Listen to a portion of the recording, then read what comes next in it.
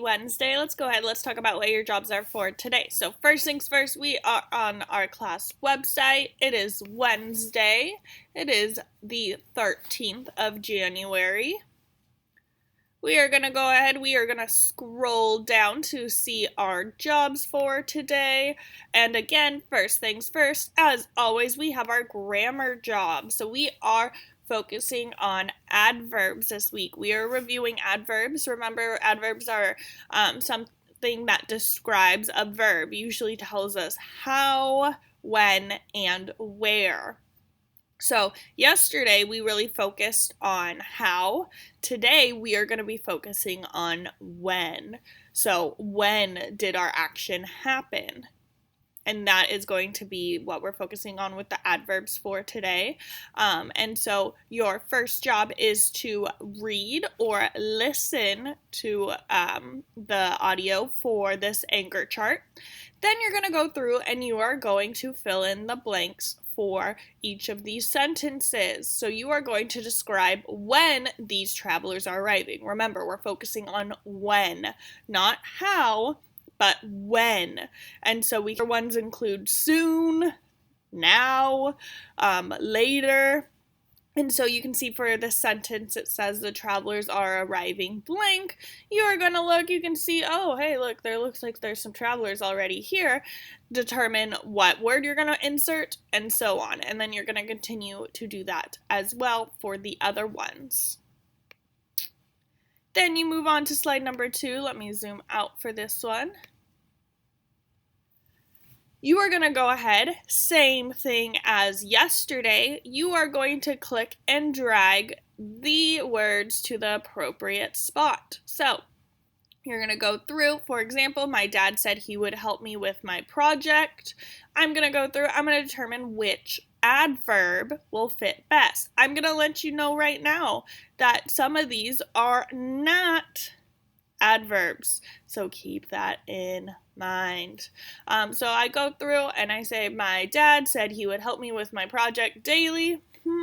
I don't know about that. My dad said he would help me with my project yesterday. Maybe. My dad said he would help me with my project frequently. My dad said he would help me with my project later. My dad said he would help me with my project tonight. That sounds likely. Or my dad said he would help me with my project early. That doesn't seem to really work.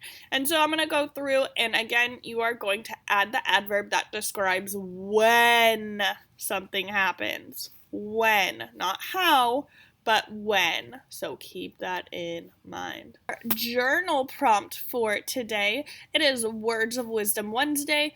With Words of Wisdom Wednesday, we have a quote that we need to explain or make sense of. And so we can go ahead, we see with our quote, we are responding to Albert Einstein as he said, education is not the learning of facts, but the training of the mind to think.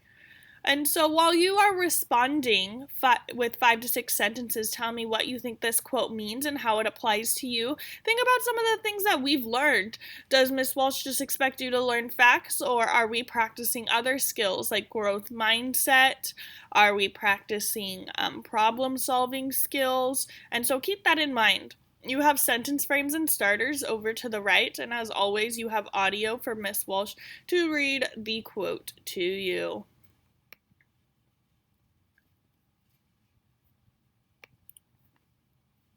Then after your journal, it will be time for our Zoom. We start at 9 o'clock. We are trying to make sure that everyone logs in on time, so that way we can start at 9, get started right away, so that way we can jump right in. We are going to be talking about perimeter, and then we're also probably going to, if we have time, look over our spelling pattern again this week, just so we can get some more additional practice with that. Then after Zoom, you are going to go ahead, you are going to work on an IB job. We are now transitioning, talking about biomes and animal adaptations. And so before we can begin, I would like to know what you think you know already about some certain biomes. So you're going to go ahead, you're going to click on the IB symbol. And it is going to take you to the assignment. And you are going to go ahead, you are going to complete these observation charts. So you are going to go ahead, as the audio will tell you, you are going to take a moment and you're going to look at these pictures. Maybe you're like, I would like to see these pictures a little closer up. So you can go ahead, zoom in. Ooh, all right, take a look. Oops, scroll down, didn't mean to do that. Take a look, see what you think is happening here. Okay, I'm going to zoom back out. I know I'm talking about the desert. I'm going to come now to slide number 2. And I'm going to answer these questions. So I'm going to start over here. Where do you think the biome would be located? So where do I think I would find a desert? And so I would go ahead, click on where it says type here, and I would type my answer. It says continent or country. So if you think it's in Africa, if you think it's somewhere a little bit more specific within Africa, you can go ahead and write that, and so on. And so you're going to go ahead and complete that. What do you think the climate is like? The climate is referring to the weather. So do you think it's really sunny? Do you think it's dry, rainy? What do you think the temperature is like? What would the average temperature be? What kind of plants grow here? What kind of animals live here, and what do you think you already know about this biome based off of previous knowledge? Now, I'm looking for quite a bit of detail here. It does not have to be complete sentences. I'm not looking for complete sentences. I'm looking for just words, but I expect quite a bit of detail here. I should not just see one word in each box. There is plenty here for you to come up with to describe the climate, what kind of plants you think, what kind of animals, and so on. Really, the only space that could have one word is going to be location, but even then you could probably at least think of 2 locations, so keep that in mind. Then you have the tundra. You're going to do the same exact thing. You're going to look at these pictures, and then you're going to go ahead and complete the chart. Audio is provided to have the questions read aloud to you if you need that, so just keep that in mind. And we are just looking at 2 biomes today. We will go ahead, our next IB day, we will focus on another 2, and then the IB day after that, we will look at the last 2. So keep that in mind. Then have a break. You have time for a break. Give yourself a chance to have a snack, bathroom break, and so on. Then you're going to come back. You're going to do your spelling. Again, we're working on the consonant LE pattern. Remember, a consonant is any letter that is not A, E, I. Otherwise, they are a consonant. So B, C, D, F, J, K, L, M, N, P, Q, R, S, T, W, X, Y, especially when it makes a Y sound. Those are going to be consonants. So you're going to go ahead, you are going to drag the circle over the correct spelling of the word. So you're going to see here that some of these guys will have a double consonant and some of them will not. So you have to go through and you have to determine, okay, which one has a double consonant, which one does not. And so just keep that in mind as you go through and complete this job.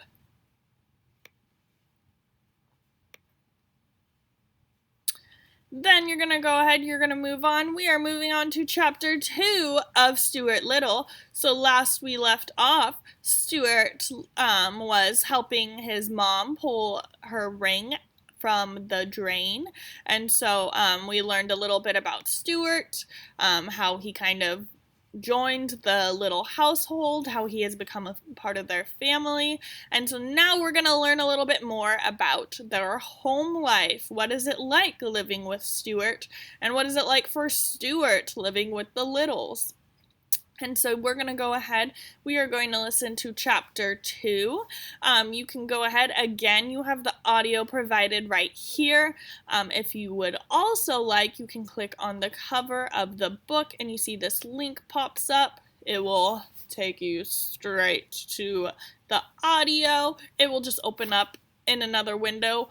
All you have to do after it's been opened in this little window is press the play button and boom, it will play for you.